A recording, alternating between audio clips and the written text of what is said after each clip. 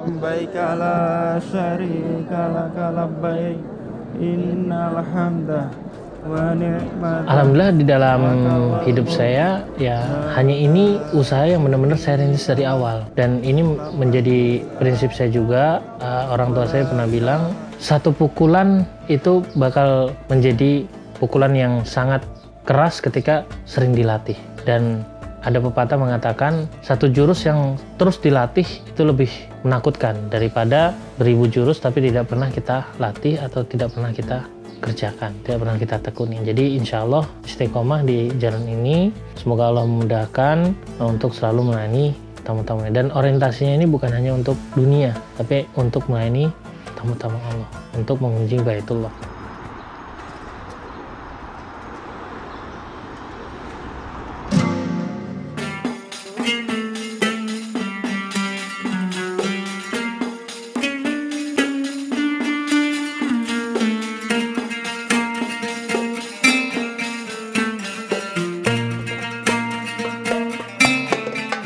Assalamualaikum warahmatullahi wabarakatuh. Perkenalkan, nama saya Muhammad Fadli Abdurrahman. Saya lahir di Depok. Bapak saya asli Bangka, ibu asli Surabaya. Alhamdulillah sekarang sibuk di dunia travel umroh haji.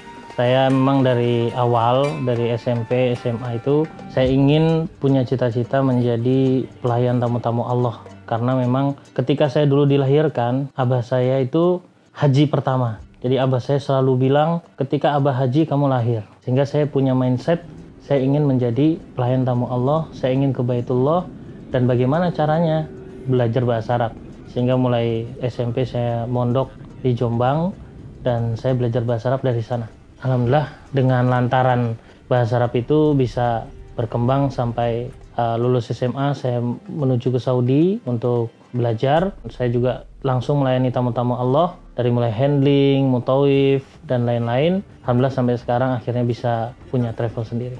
Pengalaman umroh pertama waktu itu setelah lulus SMA ya Pak. Ketika setelah lulus dari SMA, saya dipanggil untuk tugas waktu itu, guru setelah jadi mubalek atau dai di pesantren. Kemudian saya langsung ditugaskan di Solo. Kemudian di Solo tersebutlah saya pertama kali umroh. Support memang dari sisi agama Pak, jadi tidak memikirkan dunia. Kita memang dipondokkan dari mulai SMP. Memang sejak di pesantren saya sudah bisnis, walaupun bisnisnya nggak besar ya. Memang saya suka mencari uang dari keringat sendiri, memang sudah dari dulu. Dari SMP saya juga udah jualan jersey ya, kemudian saya jualan buku hadis, kitab saya jualan dari situ. Kemudian saya punya modal, alhamdulillah nggak banyak, hanya 10-15 juta waktu SMA itu. Kemudian saya tugas menjadi seorang guru di Solo. Alhamdulillah kebetulan kiai besarnya itu punya travel umroh haji. Ketika saya ingin umroh, beliau tawarkan, kamu ada berapa uang berangkat umroh. Nah, dari situlah saya berawal usaha travel umroh haji. Alhamdulillah.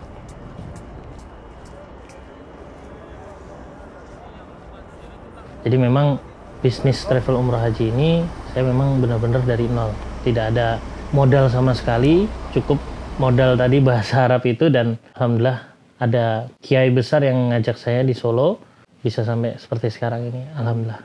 Jadi setelah pulang dari situ saya belajar Pak, umroh itu seperti apa, ya kan, step-stepnya seperti apa, mulai dari pendaftaran, mulai dari isu tiket, kemudian dari LA, land arrangement, kemudian pelaksanaan di Saudi. Kemudian setelah pulang dari Saudi itu seperti apa, saya pelajari semua. Setelah saya di Solo kurang lebih 1,5 tahun, saya ke Jakarta. Waktu di Solo saya sempat kuliah juga. Tidak selesai kuliah di UMS, saya transkrip nilai pindah ke Jakarta di Salahuddin Al-Ayyubi. Setelah pindah ke Jakarta di Salahuddin Al-Ayyubi, kuliah di sana, alhamdulillah lulus dan menjadi sarjana. Kemudian saya lanjutkan usaha saya di bidang travel umroh haji. Dan di Jakarta itu ada teman juga yang buka travel, kebetulan teman abah, dan di situ saya belajar dari situ. Ya, bekerja di situ menjadi agen travel. Pertama itu kita jadi tim handling Pak. Kita bekerja di kantor ya kan, menyiapkan paspor jamaah, kemudian membuat manifest. Tapi itu tidak berjalan lama ya, sebulan 2 bulan. Kemudian setelah ownernya tahu saya bisa bahasa Arab, kamu pergi aja ke Saudi jadi handling di sana. Alhamdulillah setelah itu semakin banyak jam kerja, semakin banyak di lapangan sehingga saya semakin tahu. Jadi memang ketidaksengajaan, Pak. Sebenarnya saya tidak ada keinginan juga untuk membuat travel sendiri. Pertama memang sudah nyaman ya kan. Ketika orang sudah berada di zona nyaman kan dia akan terus di situ ya. Tapi ketika ada benturan-benturan atau peristiwa-peristiwa yang terjadi di lapangan yang tidak bisa kita ceritakan, sehingga kita why not, kenapa enggak kita buat travel sendiri kan gitu. Kita bisa melayani jauh lebih baik ya kan. Kemudian kita bisa jamaah bisa puas dengan pelayanan, sehingga di saat terbersit saya punya cita-cita saya harus punya travel sendiri. Yang mana visi misinya benar-benar ingin melayani tamu-tamu Allah, bukan orientasi untuk dunia saja. Dibilang susah atau enggak, sebenarnya bisa dibilang sangat sulit sekali. Nggak gampang ya buat travel, dia harus berizin, dia harus punya pengalaman, punya modal, dan lain-lain. Alhamdulillah, saya dari mulai nol, saya bangun pelan-pelan. Pertama, saya keluar dari travel, ya. Saya buat namanya land arrangement, Pak. Land arrangement itu seperti I.O. ya, kalau di Indonesia, event organization. Dari jamaah datang sampai pulang, itu saya ngurusin. Setelah tadi bekerja di travel tadi ya. Bikin LA dulu? LA dulu. Saya nyiapkan cateringnya, saya pesan hotel, saya jual kemana? Saya jual ke rekan-rekan travel. Dari situlah, oh alhamdulillah nih, penghasilan, akhirnya saya nikah.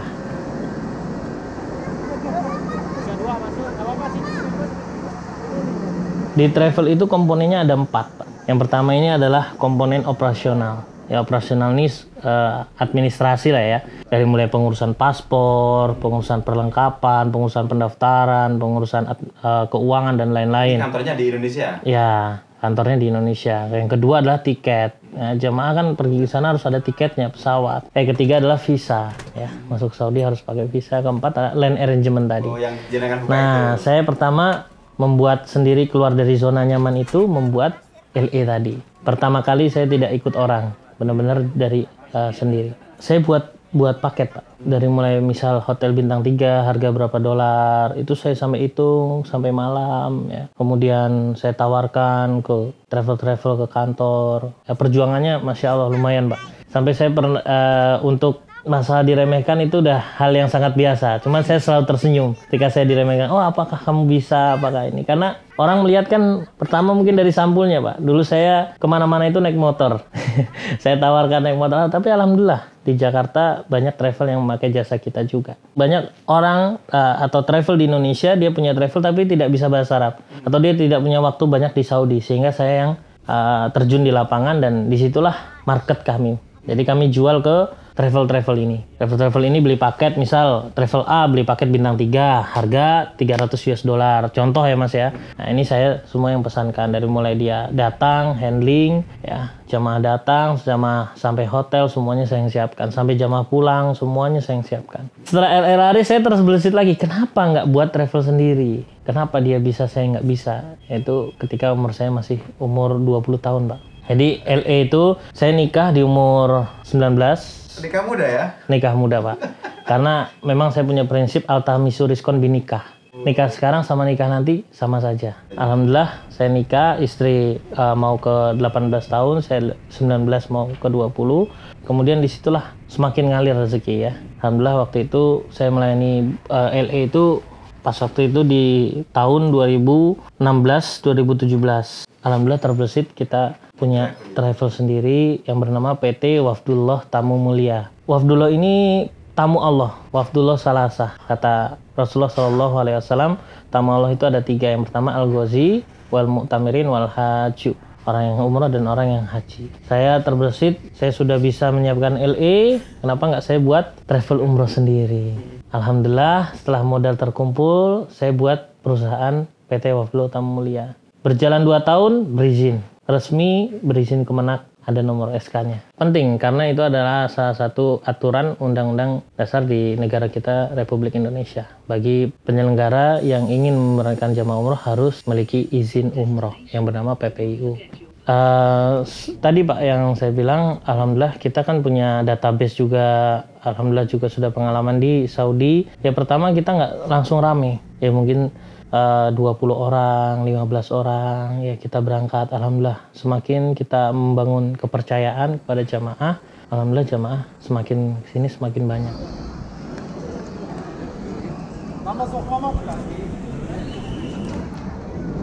Itu karena kita ada tim kita cari dari mulai agen perwakilan, marketing, semuanya kita jatuh bangun juga mas. Nggak langsung kita sukses, nggak, semuanya ada prosesnya. Apalagi ketika kemarin kita terbentur oleh pandemi, semuanya ditutup ya. Kita nggak bisa ibadah umroh, nggak bisa ibadah haji. Disitulah ujian terberat kemarin. Kita juga kemarin ada usaha ayam ketika pandemi ya, tapi untuk bertahan aja, untuk survive. Itu juga kita ya, karena belum kita belanjakan, memang kita balikan tiket-tiket ya, jamaah-jamaah yang refund ketika tertunda pandemi. Ada yang refund, ada yang reschedule. Alhamdulillah setelah pandemi berakhir kita langsung memberangkatkan. Tahun 2020 kemarin kita sudah berangkatkan. Sekarang kita seminggu sekali ada keberangkatan. Setiap keberangkatan kita 1 bus, 2 bus. Kemarin pas pandemi itu tahun 2020 bulan Desember ya pertama kali dibuka. 2021 ditutup lagi. Kemudian dibuka lagi Desember 2021. Kemudian terus dibuka tuh Januari longgar 2022, kemudian Februari tambah longgar, Maret tambah longgar, April puncaknya Ramadan semakin longgar, kemudian haji walaupun masih dibatasin, setelah haji normal, benar-benar normal. Pada hari ini tanggal 1 Januari 2023 semakin normal ya, tidak ada pembatasan, tidak ada masker, tidak ada jaga jarak, tidak ada PCR karantina enggak. Jadi memang perjalanan bisnis itu enggak ada yang mulus Pak, apalagi kita sebagai seorang wirausaha. Per bulan kita kurang lebih 300 sampai 400 untuk saat ini. Alhamdulillah. Jadi kita syukur, itu belum termasuk yang B2B ya Pak ya, itu yang baru B2C. Yang B2B ada lagi. Karena saya masih menjual paket sekarang. Paket mungkin di hotelnya aja, atau handlingnya aja, atau tiketnya, atau seluruhnya paket B2B saya juga masih menjual. Jadi gini Pak, prinsip saya yang penting saya sudah melaksanakan semua prosedur, semua fasilitas. Adapun di lapangan mungkin ada trouble, ada masalah, atau namanya jemaah, kita nggak bisa membuat semua orang senang. Gitu kan, kita nggak bisa membuat semua orang suka. Yang paling penting kita adalah memberikan yang terbaik, dan karakter jamaah semua kan beda-beda. Ada jamaah yang karakter dia dikasih fasilitas dari Indonesia, memang sudah kita berikan fasilitas yang reguler atau ekonomi ya, sampai Saudi bersyukur, nikmat, Masya Allah, walaupun hotelnya bintang 3, mungkin juga jauh ya, sesuai dengan harga fasilitas. Tapi ada juga yang pesannya dari Indonesia itu bintang 5 ya kan, kemudian VIP ya, sampai Saudinya ternyata tidak nikmat atau kurang menikmati, komplain dan lain-lain, itu banyak seperti itu. Jadi tergantung jamaahnya. Karena memang di Saudi ini juga banyak, gak bisa apple to apple ya Pak ya, kita setiap perjalanan mesti ada cerita tersendiri. Mungkin ada karena hotel full, banyak faktor di Saudi ini. Jadi bukan karena kesengajaan kita untuk tidak melayani maksimal kepada jamaah.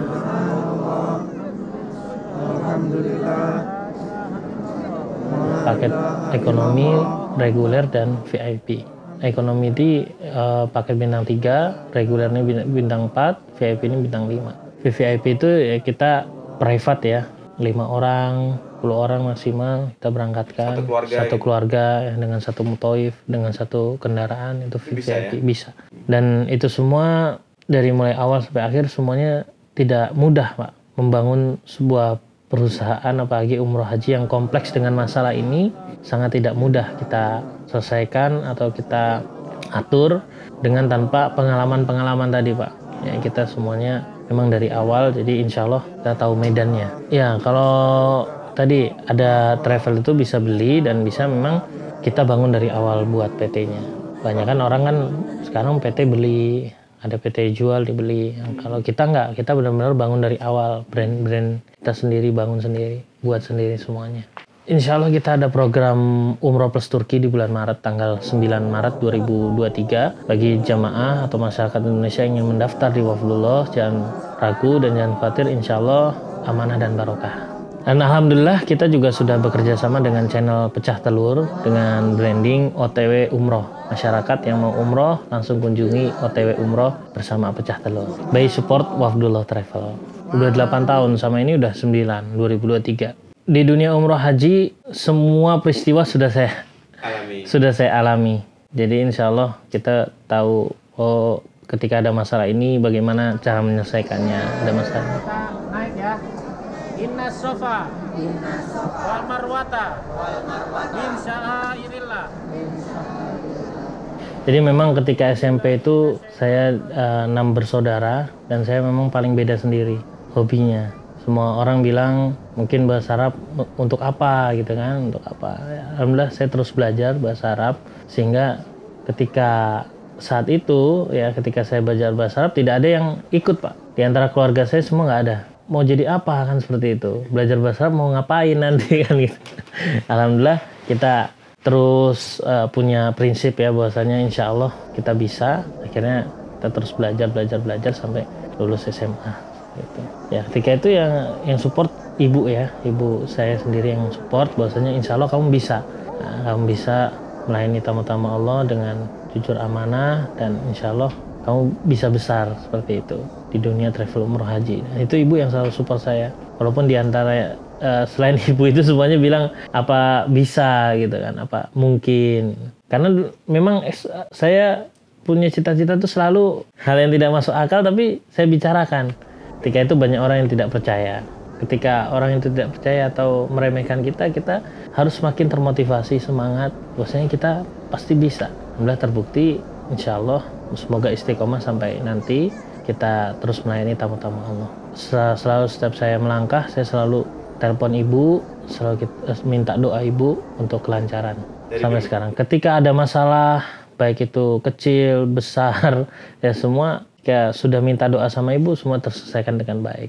Semua kegiatan sebelum saya update ke sosial media saya selalu pertama ke ibu. Itu kunci sukses Pak. Ketika kita dekat dengan ibu kita, insya Allah kita akan sukses dunia akhirat. Karena Nabi Muhammad SAW juga bersabda umuka, ibumu. Dan memang saya juga cita-cita punya travel umroh haji ini sebagai wasilah, sebagai jembatan untuk orang tua saya menuju Baitullah. Orang tua saya bilang mau berangkat bulan apa? Berangkat. Alhamdulillah sekarang terwujud Pak. Dan itu dulu tidak ada yang percaya. Jadi memang kunci sukses itu kita jadikan orang tua kita sebagai raja, Allah akan mengangkat kita juga menjadi raja di dunia ini. Insya Allah seperti itu.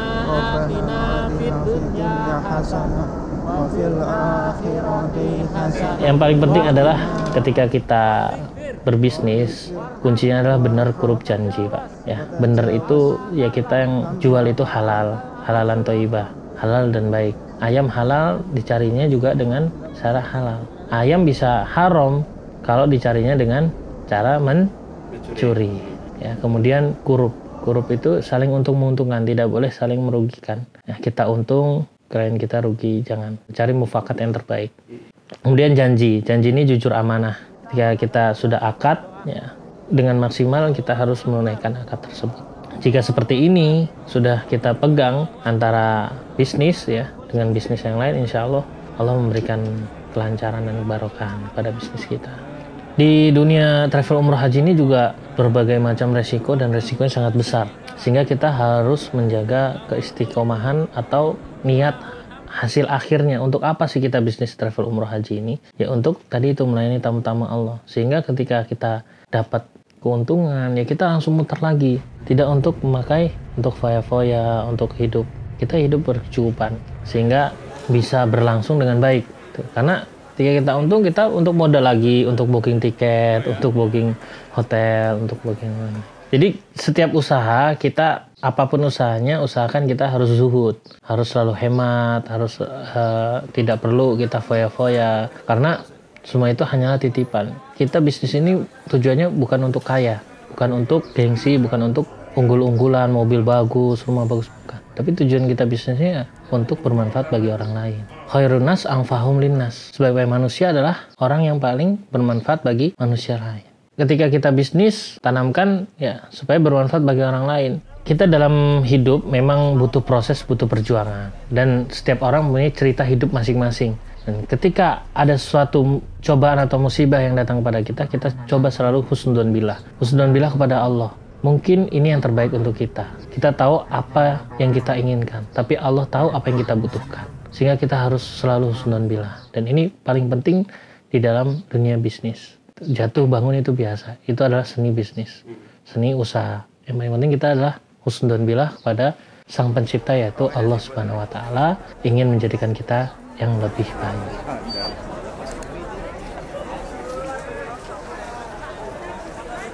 Jadi alhamdulillah dalam proses di kehidupan ya tetap namanya kita berproses mesti ada jatuh bangun. Tapi alhamdulillah saya belum pernah mengalami jatuh yang parah sekali sampai depresi atau lain-lain.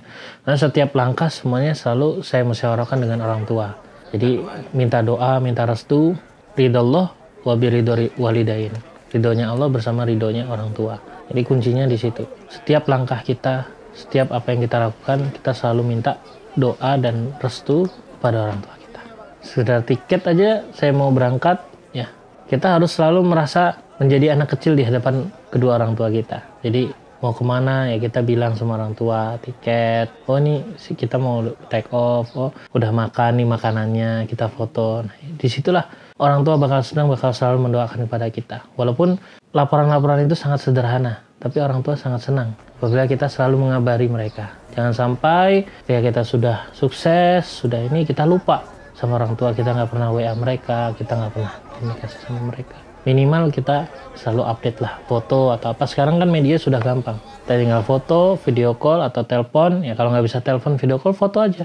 Foto kita lagi di mana ini, mohon doanya ini. Pertama yang diajarkan oleh orang tua saya adalah kejujuran, Pak. Jadi kejujuran ini modal utama untuk kita berbisnis. Jika kita sudah jujur, amanah, karena al-amanatu tajribul rizqo wal khiyanatu tajribul faqro, itu yang ditanamkan sama orang tua saya. Al-amanatu, amanah itu tajribu, akan mendatangkan ar-rizqo, rizki, wal khiyanatu, dan khianat tajribul faqro, akan mendatangkan kefakiran. Jadi ketika kita punya prinsip jujur amanah, insya Allah Allah ada di situ, Pak.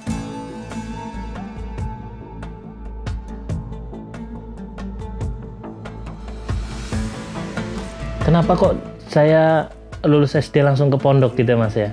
Karena orang tua saya yang pertama kali adalah mendidik karakter. Jadi percuma orang itu pintar tapi tidak punya karakter. Yang pertama alim. Ya alim itu kita berilmu. Ketika kita sudah punya ilmu, kita punya batasan-batasan. Kita punya istilahnya pagar-pagar lah. Ketika kita mau melakukan ini, oh nggak boleh. Oh ketika melakukan ini, oh ini ada manfaatnya. Itu alim.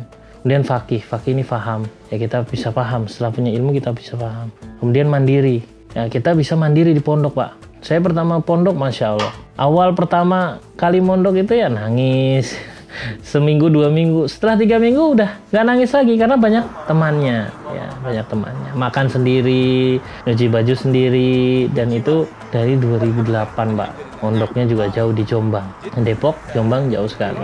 Jauh dari orang tua. Jadi memang pendidikan karakter itu yang paling penting di zaman sekarang. Nah, itu kenapa alasannya orang tua saya memondokkan saya, dan alhamdulillah saya juga mau karena memang saya punya karakter yang ingin mandiri seperti itu. Kemudian yang ketiga, salah satu tujuan orang tua saya memondok adalah mempunyai akhlakul karimah, karena Nabi tidak akan diutus kecuali menyempurnakan akhlak. Innama bu'ithtu liutamima makarimal akhlak, ya kan? Jadi supaya punya akhlak yang baik, bisa menghormati guru, bisa menghormati ustadz, kita bisa menghormati orang tua. Oh ternyata setelah di pondok, oh orang tua itu sebenarnya ini. Jadi kita tahu punya akhlakul karimah. Itu kenapa saya dipondokin, dan memang saya suka, senang hidup sendiri, tidak bergantungan dengan orang lain, ya. Dan itu yang selalu dipesan abah saya kepada saya, jangan sampai kamu menggantungkan hidup kamu ke orang lain. Kamu harus berdiri sendiri, mandiri. Abah hanya membekali kamu ya tadi itu ilmu, karakter. Dan ini yang harus dimiliki semua anak-anak muda nih zaman sekarang. Jangan sampai kita selalu minta kepada orang tua. Kita harus punya prinsip kita yang memberikan orang tua. Sampai kapan kita harus minta ke orang tua? Dan saya punya prinsip, memang lulus SMA saya sudah harus stop kiriman dari orang tua. Dan dulu saya juga ada keahlian khusus, Mas, untuk nyari uang sendiri. Saya nggak pernah gengsi untuk usaha. Saya dulu mijet ke rumah-rumah, Pak. Jadi kita jangan sampai gengsi untuk mencari rezeki tadi. Kita usaha apapun yang kita bisa, kita lakukan.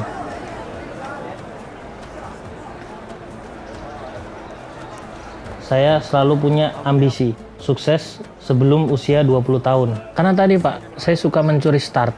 Dari SMP sudah mondok, SMA sudah mondok, lulus SMA saya langsung terjun di dunia travel umroh haji, dan itu semua peparing dari Allah. Mungkin tabungan doa saya ketika mondok dulu. Ketika kita sudah punya karakter, kita mau terbang setinggi apapun tidak akan jatuh, Pak, karena kita sudah punya karakter. Ya, karakter ini alim, faqih, mandiri, dan punya akhlakul karimah. Dimanapun kita berada, insya Allah banyak orang yang membutuhkan. Jadi jangan khawatir orang tua sekarang memondokkan anaknya, oh nanti mau jadi apa, jangan khawatir. Karena kalau kita sudah mengejar akhirat, dunianya pasti ikut. Man arada dunya fa alaihi bil ilmi wa man arada al akhirah fa alaihi bil ilmi wa man aradahuma fa alaihi bil ilmi. Kita mencari dunia dengan ilmu, juga mencari akhirat dengan ilmu. Kalau mau kedua-duanya dengan ilmu, tapi didahulukan dengan akhirat. Kalau akhirat sudah kita dapat, insya Allah dunia ikut. Alhamdulillah di dalam hidup saya ya hanya ini usaha yang benar-benar saya rintis dari awal, dan ini menjadi prinsip saya juga. Orang tua saya pernah bilang, satu pukulan itu bakal menjadi pukulan yang sangat keras ketika sering dilatih. Dan ada pepatah mengatakan satu jurus yang terus dilatih itu lebih menakutkan daripada beribu jurus tapi tidak pernah kita latih atau tidak pernah kita kerjakan, tidak pernah kita tekuni. Jadi insya Allah istiqomah di jalan ini, semoga Allah memudahkan untuk selalu melayani tamu-tamunya. Dan orientasinya ini bukan hanya untuk dunia, tapi untuk melayani tamu-tamu Allah, untuk mengunjungi Baitullah.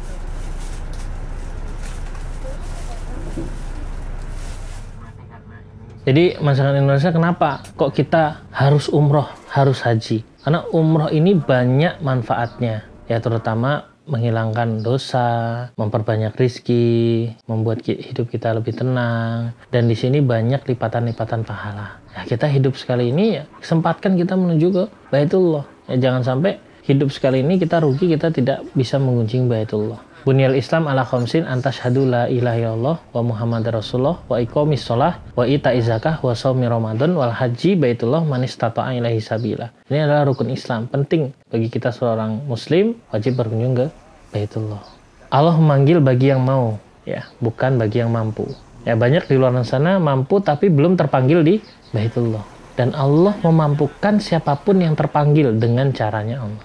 Triknya doa, usaha, tawakal. Pertama doa, ya, semua cita-cita tanpa didasari dengan doa mustahil. Dibarengi juga dengan usaha, jangan doa aja, tahu-tahu uang jatuh kan nggak mungkin. Ada usaha, ya, usaha kita nabung. Bisa juga umroh berkali-kali dengan cara bergabung dengan Wafdullah. Nah, bersama dengan Wafdullah Group, the best. Setelah saya punya umroh haji ini, saya akan membuat insyaallah perumahan yang islami. Ada masjidnya, ada pondok pesantrennya, ya, kemudian ada santri tahfidnya, dan saya punya cita-cita memang ingin punya pondok pesantren, dan itu gratis, pondok tahfidzul Quran. Dan itu yang ingin saya capai untuk selanjutnya. Semoga terwujud di sebelum umur 40 tahun. Itu target saya ke depan.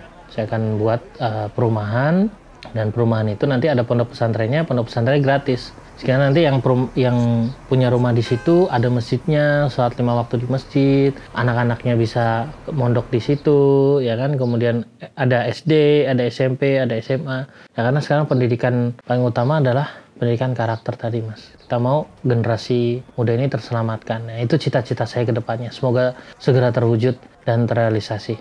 Dan target saya terus selalu meningkatkan pelayanan umroh. Dan insya Allah semua akan saya setting dengan by digitalisasi. Semua nanti ada aplikasinya, mulai jamaah daftar, mulai jamaah nanti transfer, kemudian nanti jamaah nggak perlu ke kantor, ya cukup scan paspor dan lain-lain, perlengkapan kirim, semuanya sudah autopilot. Itu target saya ke depannya untuk semakin maksimal melayani tamu-tamu Allah, sehingga terlayani dengan baik dan insya Allah umrah mabrur barokah.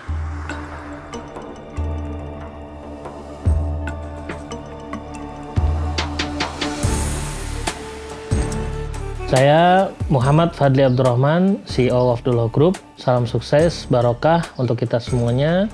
Yang paling penting adalah selalu mendekatkan diri kepada Allah, selalu ingat umur kita sudah berapa, tinggal berapa, dan kehidupan yang abadi adalah di akhirat nanti. Barakallahu fikum, jazakumullah khairan. Semoga Allah paling barokah. Assalamualaikum warahmatullahi wabarakatuh. Waalaikumsalam.